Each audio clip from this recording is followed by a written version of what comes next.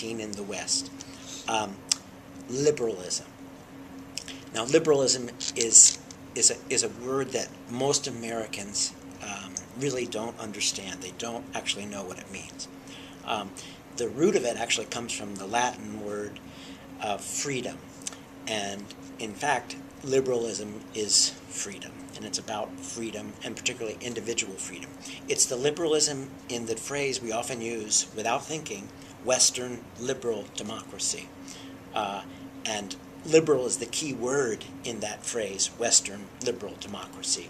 Because, in fact, democracy, which we often talk about, democracy spreading around the world, I like to say democracy is easy, because all that is majority rule. Democracy is easy.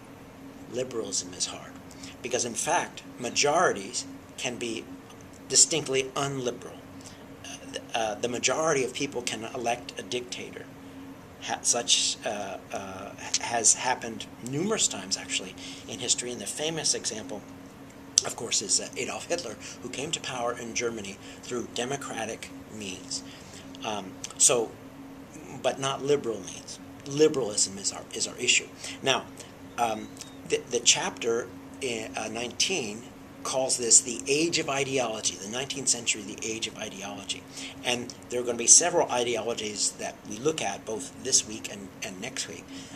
But in particular, this one, we're going to focus on liberalism.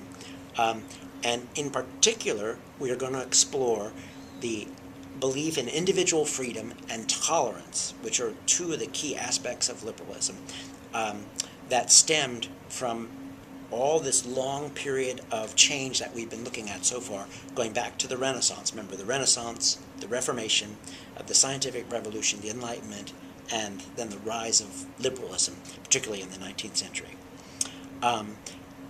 Liberalism is often closely identified, sort of economic liberalism, with capitalism.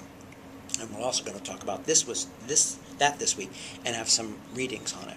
Of course, Adam Smith is a classic work, An Inquiry into the Wealth of Nations, published in 1776.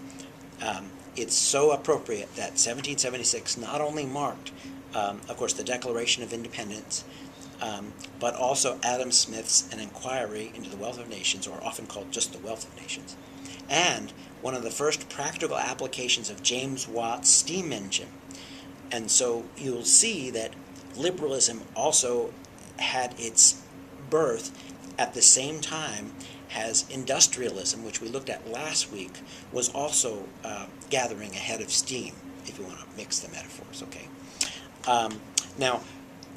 So we'll see in this week how precious and fragile a thing liberalism is, because tolerance is based on the belief that you might be wrong.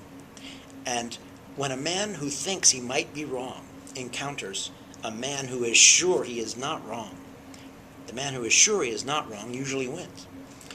But the difficulty is, liberalism is founded on the fact, wait, you got to tolerate someone else's point of view because perhaps they're right.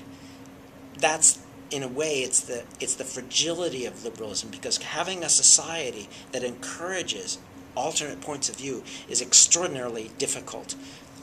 It's very difficult for human beings because we do not like the complexity and the ambiguity, oftentimes, that comes with varying creeds and different points of views and religious beliefs and cultural customs and all that kind of stuff.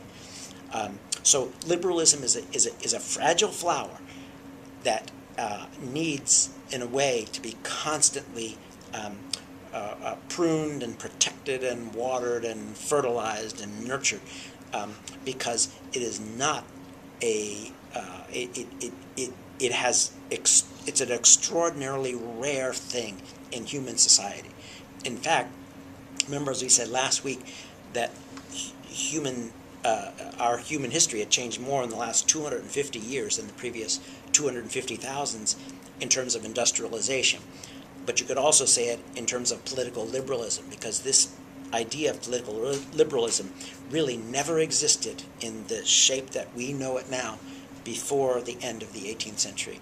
And even back then, in the end of the 18th century, it was only the beginning to shape what we believe now the core concept of Western liberal democracy.